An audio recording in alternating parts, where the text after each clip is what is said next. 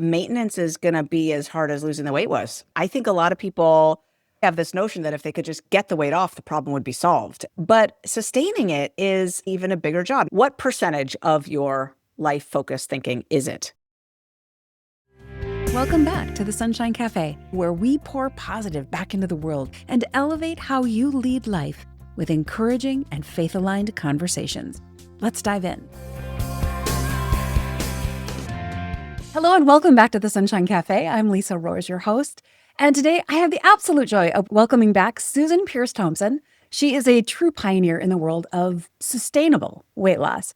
She's already helped thousands and thousands of people not just lose weight, but actually do what we all want to do, and that's to keep it off, which is where so many other programs fall short.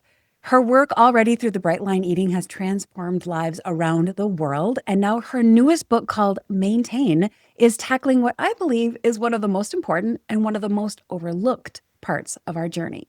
Susan, I love what you're doing out there. I love that you don't talk just about food and just about maintenance, but you really talk about the science of the brain and what's happening in our minds as we are aiming to be liberated and free. So, Susan, welcome to the show. Thank you, Lisa. It's so good to be back.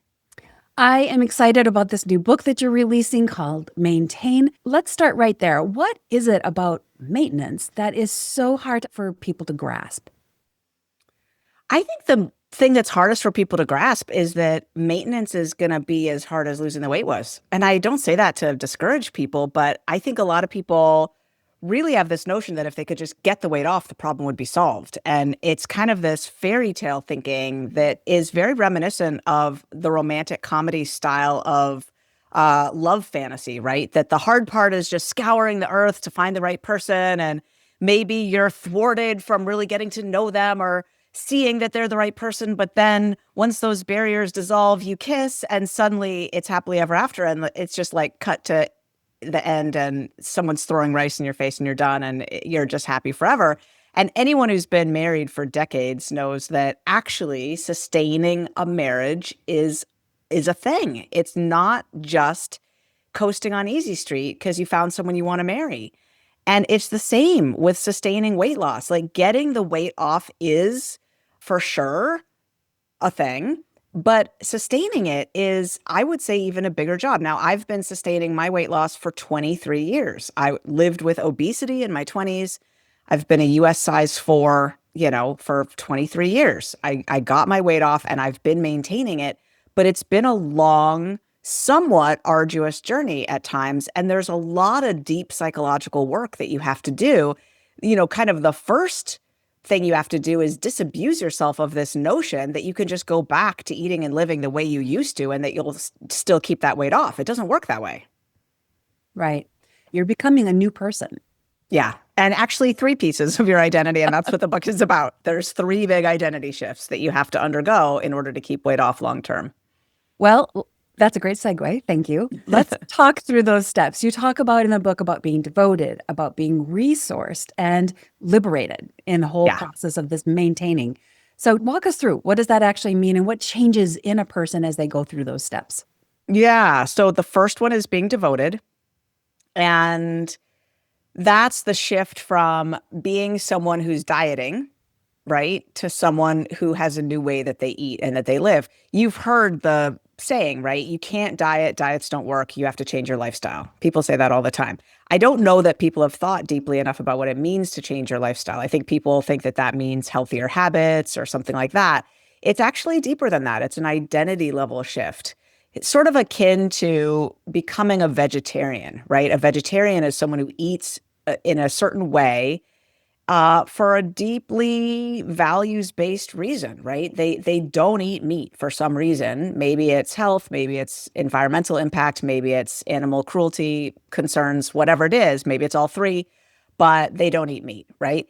And that's not something that they're likely to abandon just because they're on a cruise or because it's Thanksgiving or whatever, right? It's a values-based thing. They don't eat meat.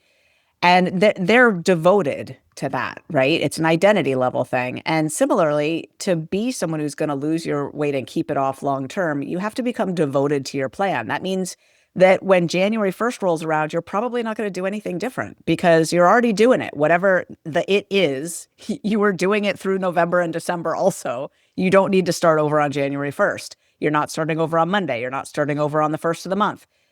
You're not abandoning what you do because it's holiday time, vacation time, it's your birthday, it's your daughter's birthday, it's your spouse's birthday. You're continuing to do what you do. You're devoted. You're devoted to your plan. Really, any other approach is doomed to failure because if you think about it, exceptions come around all the time. The weekend happens every 5 to 7 days, right? It's your birthday, it's your kid's birthday, it's your spouse's birthday, it's, Valentine's Day, it's the 4th of July, it's a vacation, it's, your in-laws are staying for a while. There's always something, right? And if you're somebody who's going to deviate from their plan and then plan to get back on track, later, when life gets back to the status quo, it's going to be a rocky ride. So, being devoted is a different approach. It's, I am someone who eats this way. I am someone who follows my plan. And in the book, I also talk about the fact that you can intend to be devoted, but if you haven't picked a plan that's strong enough for how your brain is wired, you might not be able to be. Like if you're trying to eat sugar in moderation, but you are highly addictive, you might not be able to do that, to pull that off. You might actually need to abstain from sugar. And you might find that easier and more liberating. Not a lot of people like to talk about that, but in fact, abstinence from certain things is just a lot easier than trying the moderation approach. Most people who, have smoked a couple packs of cigarettes a day and get diagnosed with lung cancer, they're not trying the nicotine moderation plan. They, figure they better quit smoking. And similarly, some foods are just easier to quit than to moderate.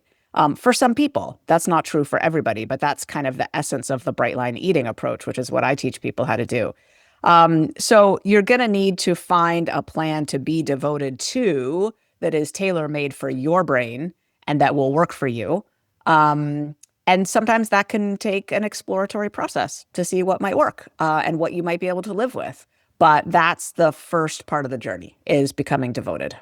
Yeah. And actually, I want people to be aware of your website because you have a susceptibility scale, kind of a quiz that people can take to learn about how addictive their brain tends to be. And that is a really great place to start because it kind of does help you discern what type of diet plan or what type of abstinence is necessary for your body.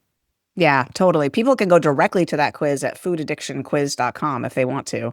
Foodaddictionquiz.com. And it'll get you a score from 1 to 10. I'm a 10. If you're like super high, 8, 9, 10 on that scale, you might be one of the people who finds that abstaining is easier than moderating. If you're, 2, 3, 4, then you probably don't need to abstain, and that's great, right? If you're in the middle, that's a little trickier. You might find that you need to be someone with guardrails. Like, when you go bowling and they put the bumpers up so that you can't actually throw a cutter ball, you might need to be someone who's like, you know what? I just don't keep, ice cream or chocolate chip cookies in the house. Or that kind of thing. You might need to give yourself parameters. Sure. And then you might find that you might be able to moderate within that. Okay. All right. So we found out what our susceptibility is, and we kind of have picked a plan that helps us, or at least feels really comfortable and solid that we can be devoted to. Then the next step that you talk through in your book is about being resourced. What does that look like?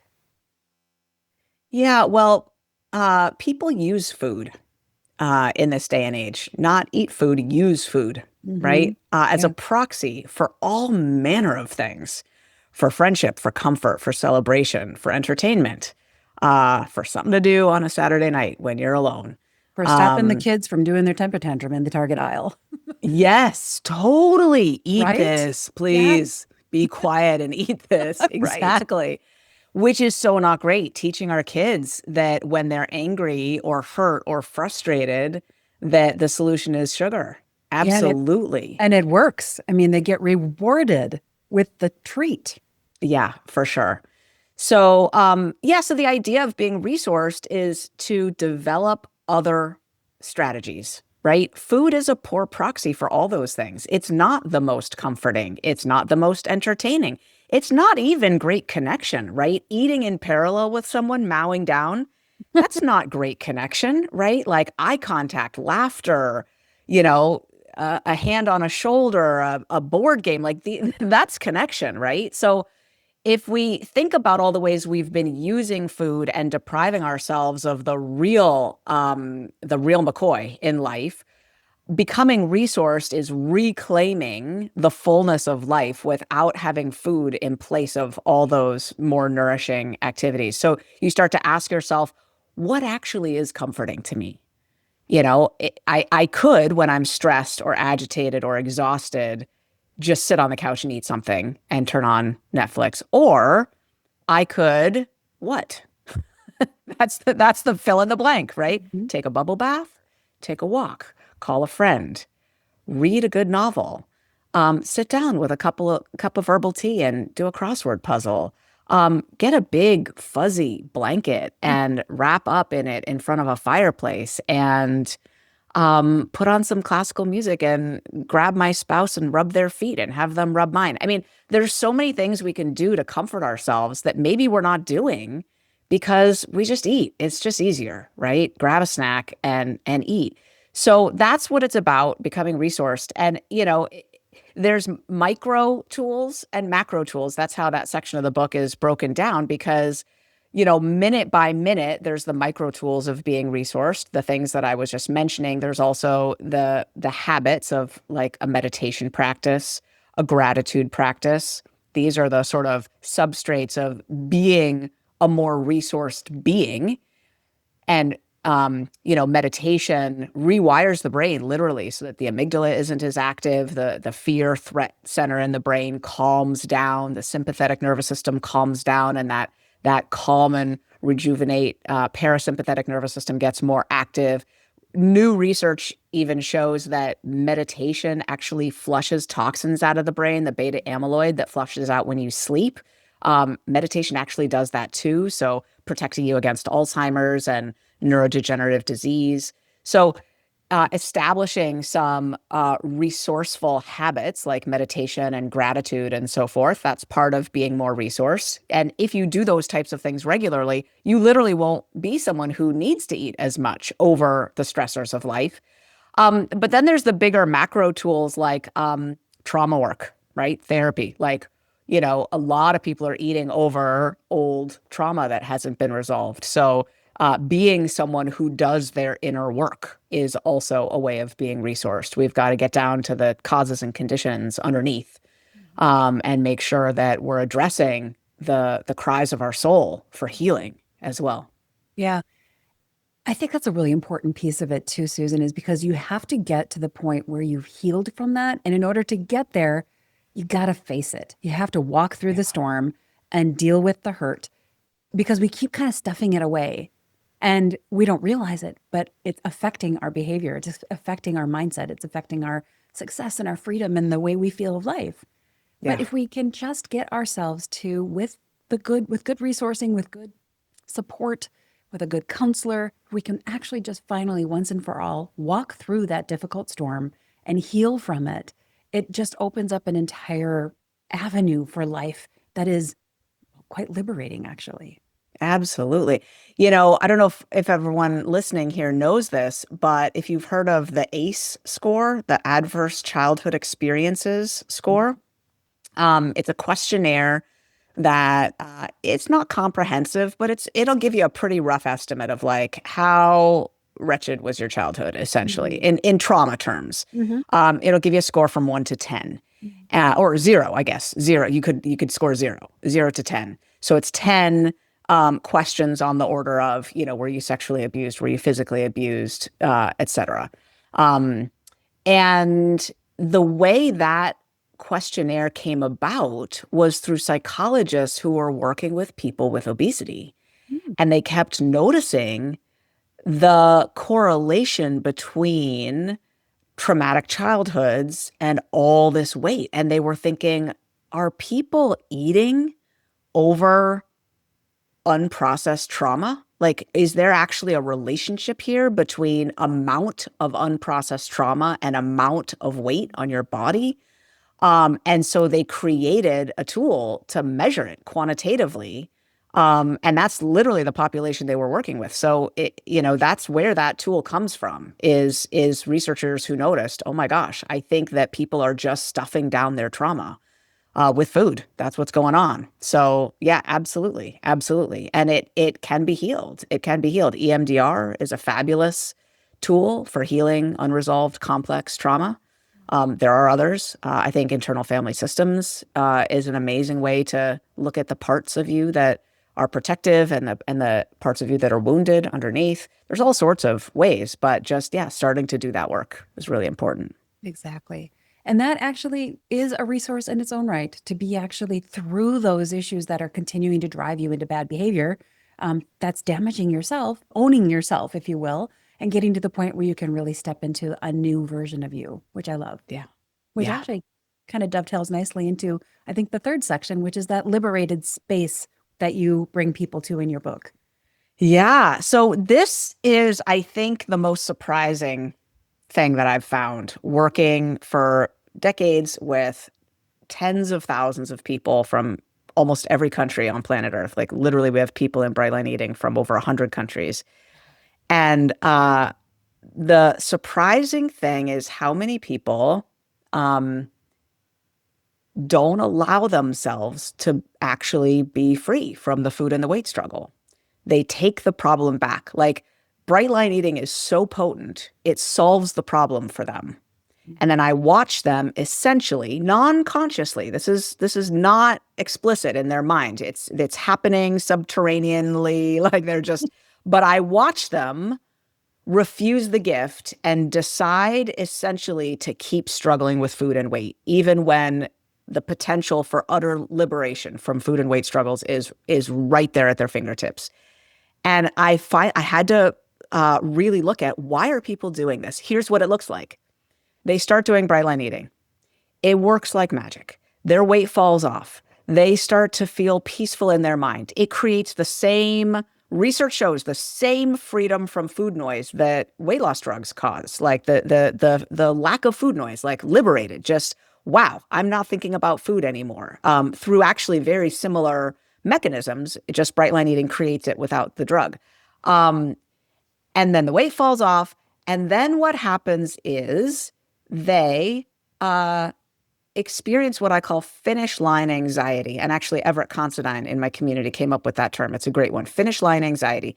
The idea of someone hovering right above goal weight, 5 pounds, 10 pounds, 2 pounds, just enough to think, I still have a few more pounds to lose. And as they could just lose those last couple pounds, they don't. They go out to a sexy restaurant meal and they eat a little too much. And then, oh, look, okay, they're 2 pounds up the next day. I got to get that weight off. And they keep themselves in the loop of, I need to lose weight. I need to lose weight. Oh, my weight is up a little bit. I need to lose weight. I need to lose weight. I'm like, what is going on?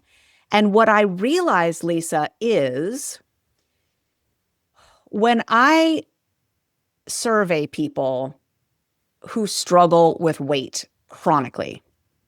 I used to do this in my psychology of eating class as a psychology professor. I used to teach for many, many, many, many years. I taught a course on the psychology of eating.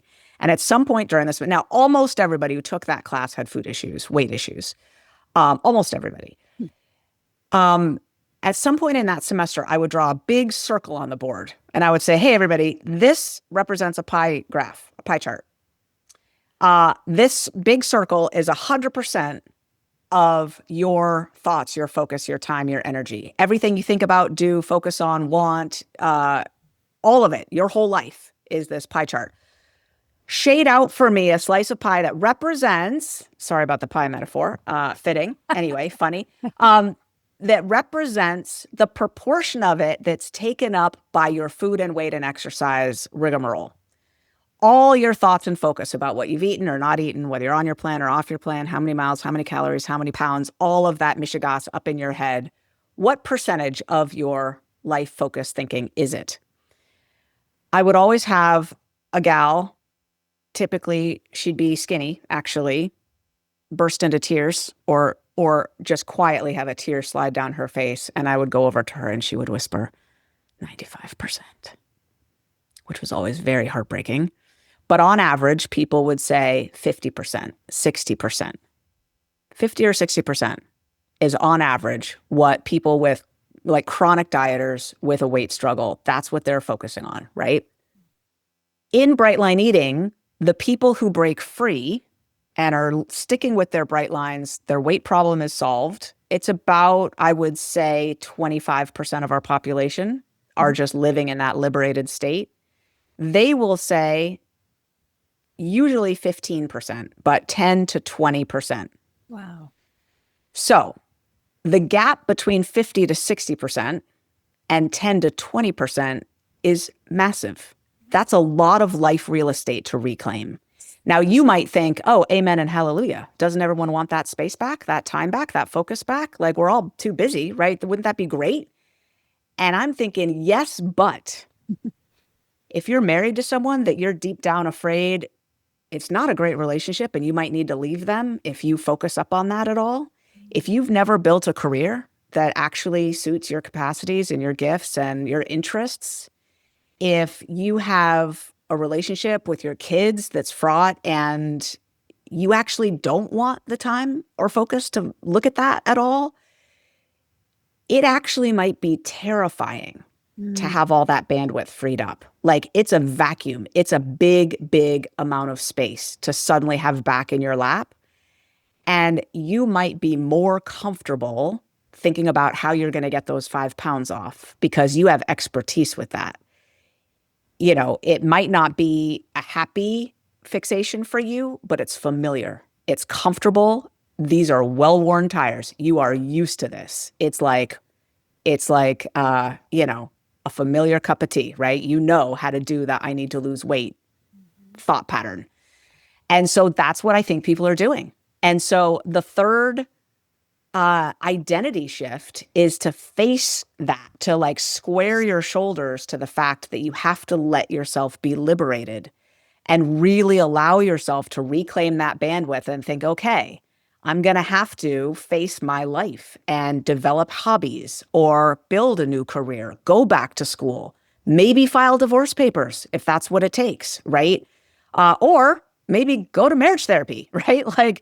But you've got to up-level your ability to face your life and let yourself allow the food and the weight struggle to fade into the background, to let it be a problem that is solved so you can move on. Absolutely. Just how much of our life do we waste cycling in those stories that we keep telling ourselves over and over again? We cycle in those stories of, I got to lose weight, I got to do this, I got to do that. And then just how much more freeing. I love that you use the word liberating. It is so freeing to think, wow, if I could just have that time back. But to your point, if that forces me to, whether I'm aware of it or not, if it's forcing me to actually then deal with something else in my life that sounds a little more difficult, it kind of reminds me of those people who sadly stay in really abusive relationships because the knowledge of something that they know is more comfortable, Yeah. unknown, right? Yeah. The devil you know is Yeah. safer than the devil you don't. Absolutely. No, it's really true. I always say that the person who's going to solve cold fusion isn't even working on their equations because they're going keto for the third time this year. I love that you said that actually in your first book, and I thought that was brilliant. I thought it was just such a brilliant revelation to say, okay, what are the things that I could actually be doing to impact the world that I'm not even doing because I'm so focused on getting that third workout in for the day or counting the calories that I'm going to have at that dinner. The other thing that Totally. really hits me is those kinds of dinner events, how much we're focused on the food instead of actually focusing on the friends and the fellowship. It's like Yeah. we're present, but we're not present. Like we're there, Yeah. but we're not enjoying the people around us. And then what? Then life happens and those people get removed from our life due to illness or whatever it may be. And we look back and we wish, wow, I wish I would have just been there, present. Yeah. I love that. You know, it's a big thing that we talk about in Bright Line Eating when Thanksgiving comes around in the Mm. United States because it's really, really scary for people, especially at first, to face Thanksgiving without excess food. I mean, in Bright Line Eating, we say Thanksgiving is a Thursday, and what you're having on Thanksgiving dinner is 4 ounces of turkey, 6 ounces of peas or green beans, a 6 ounce salad, and a tablespoon of dressing, and maybe that's it if you're in the weight loss plan. Like you're not adjusting your meal, and people's eyes bug out and their throat drops through their feet and they just can't even fathom. But then we get to the think about what Thanksgiving is about. Thanksgiving. It's about gratitude and service. And we give them a toolkit to show up to that meal, to focus on the people, to really stop and count their blessings, to be of service, to fill glasses, to wash plates, to peel potatoes, to play with the kids, to sit next to grandma and ask her what's new in her world. We give them conversation starters, right? What's new in your world? Yeah, what's got your attention in life these days, and you just work the room and you go around and you talk to people and people report back. I had more conversations. I felt warmer and closer. I had more laughter because it's horrifying to think about getting through that day without excess food. But the toolkit to make it through, when you start to think about deep breaths and gratitude and service and human connection and making sure you're staying active and, retreating to the bathroom and sending a text message to a Bright Line Eating buddy if you need to and checking in with them and having those connections. How are you doing? I'm making it through. Come back here in an hour and I'll text you again. And suddenly, I mean, I can't even tell you how many Thanksgivings I've excused myself from my husband's family's house and walked up and down the driveway, calling people in Bright Line Eating, making these amazing connections, going in fortified. So no, I'm not eating the shrimp, appetizer. I'm not eating the nuts. I'm not eating the cherries. I'm just going to be focusing on the kids. I'm going to be helping Aunt Judy in the kitchen. I'm going to be filling glasses, and then I'll step outside, make another phone call. And I have amazing memories of Thanksgiving. I mean, I think I made it through like 23 Thanksgivings except one, completely bright. Um, and the day over the years became infused with so much gratitude and warmth. It got to the point where it stopped being hard, really. I mean, I just knew kind of what I was eating, turkey and green beans and salad, butternut squash maybe and salad or whatever, just vegetables and turkey. It was going to be fine. And I just started to love the connection with the people. It's a ninja way to go, what we do in Bright Line Eating. It's not for everybody, but it is remarkable to notice how much food is playing a role for people that it was really never intended to play, I think. Right. Well, and I think you are the brain expert here, but I think there's something that is so powerful about letting our brain experience something we've always done in a different way. Because the first time you experience Thanksgiving, for example, without overeating and eating everything, it's uncomfortable. But then the next year you go, well, I did this last year. It wasn't that hard.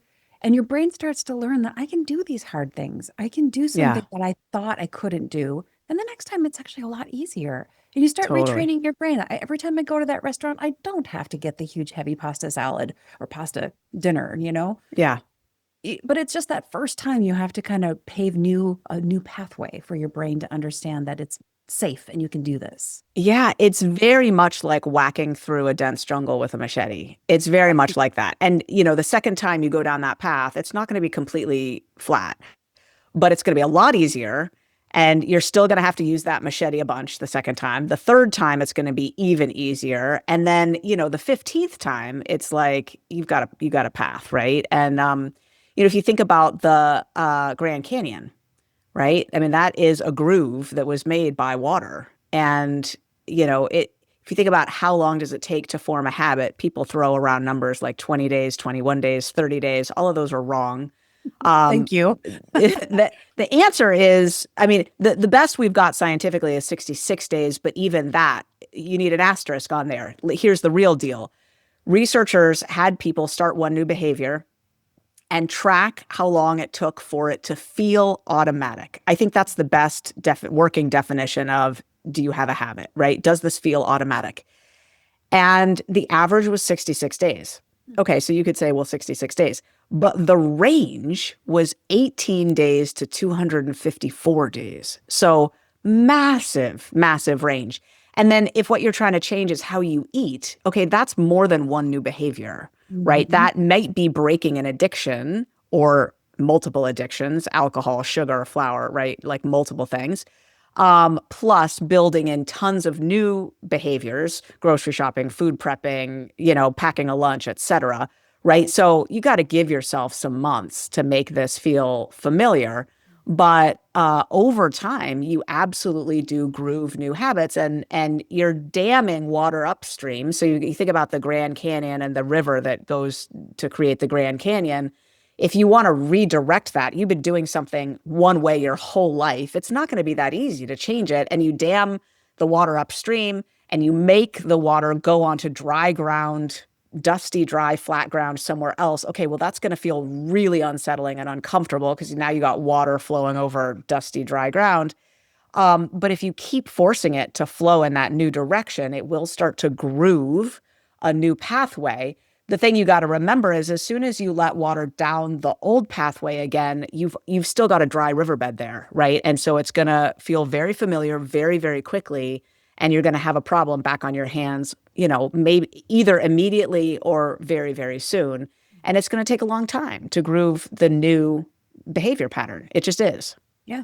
We are humanly designed to err toward the most comfortable, the most easy. Yeah. We're designed for that. So that makes a lot of sense. And our brains, as a form of protection, want us to do the easiest thing that's most comfortable, something I can count on. So, well, I think the resourcing that you're doing and the way that you're equipping people with all these different tools for getting through the process of, taking that machete and creating a new path for themselves is just so powerful. And I really want to encourage people to get out there and get this new book called Maintain.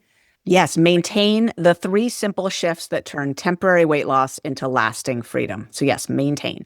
Excellent. Okay. Tell people a little bit where they can find you. So in case they want to learn more about Bright Line Eating and the different workshops and challenges and things that you have going, where do they find you? Yeah, at brightlineeating.com. Now, I do want to send people to the book website, which is actually at jointhemaintenancemovement.com.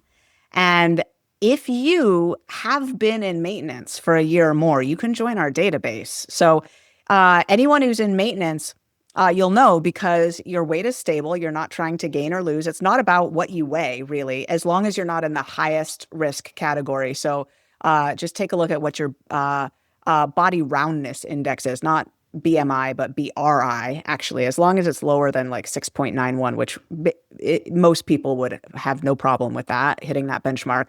So, so regardless really of what your weight is, the idea is you're not trying to gain or lose weight. Your weight is stable. It's been stable for a year or more, and you're devoted to a plan that you follow, whatever it is, and you're resourced. Food is not your number one go-to when you're stressed out, and you're liberated from the food and weight struggle. You're not stressing about your weight anymore. You're not trying to lose weight.